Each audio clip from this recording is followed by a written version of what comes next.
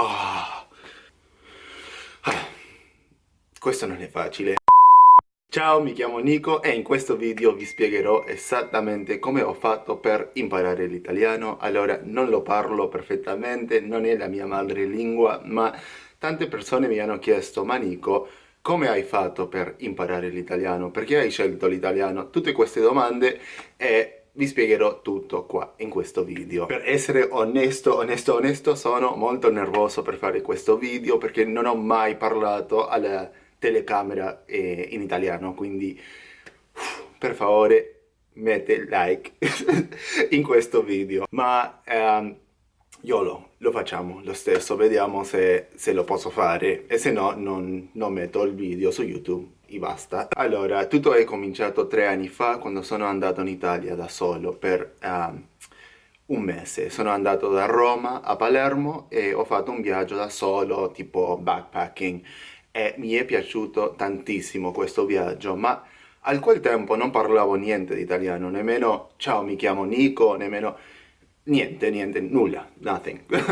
Ma mi è piaciuto tantissimo questo viaggio e era un viaggio per me molto speciale perché l'ho fatto da solo e non lo so, mi è piaciuto tantissimo e mi è piaciuta tantissimo l'Italia. Quindi quando sono ritornato qua in New Jersey dove abito mi sono iscritto ai corsi di grammatica e qua in questi corsi dove ho iniziato veramente la mia eh, learning, learning experience. Ma ricordo che il primo giorno di lezione non sapevo nulla, come ho detto prima. Io non sapevo nemmeno lui, lei, io.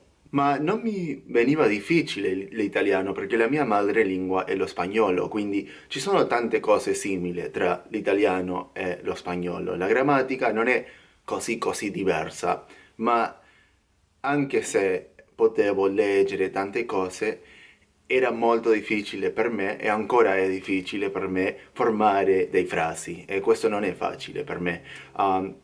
Ma sto praticando e piano piano lo sto studiando e sto migliorando molto la mia abilità di formare i frasi. Quindi la prima cosa che ho fatto era imparare la grammatica italiana. Penso che questo sia molto importante. Penso, penso che questo sia molto importante. Non penso che sia possibile parlare con gli amici se non hai almeno un pochino di grammar knowledge.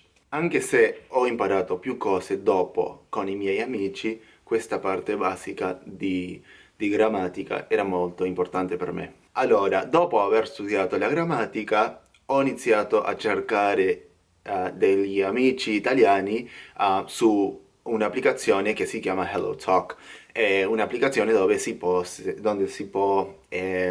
cercare gli amici che parlano la lingua che stai studiando o che volete o che vuoi um, imparare. Quindi io ho cercato tantissimi amici italiani su HelloTalk e ho parlato tanto con questi amici al punto che sono andato in Sicilia per incontrare uno di loro. Inoltre ho iniziato a fare molte cose in italiano, ho messo il mio cellulare in italiano, ho iniziato a ascoltare la musica italiana. Se voi avete suggerimenti di artisti italiani, per favore scrivete nei commenti perché qua in New Jersey non è facile cercare i canzoni italiani. Posso andare su Spotify o Apple Music, ma non è facile. E non so cos'altro dire. Questa è la mia storia di come ho imparato l'italiano. Ovviamente ho tanto da imparare e se avete domande per favore scrivete nei commenti. Questa è la mia storia di come ho imparato l'italiano. Ovviamente non lo parlo perfettamente, ma piano piano si va lontano. Quindi ancora lo sto studiando e basta, questa è la mia storia.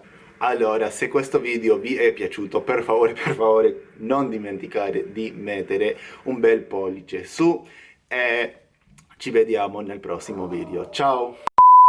Comunque andare. Ba-da-ba-ba-ba, si-da-da. Bi-di-di-di-di-di-di-di-bi-bi-bi-bi-bi.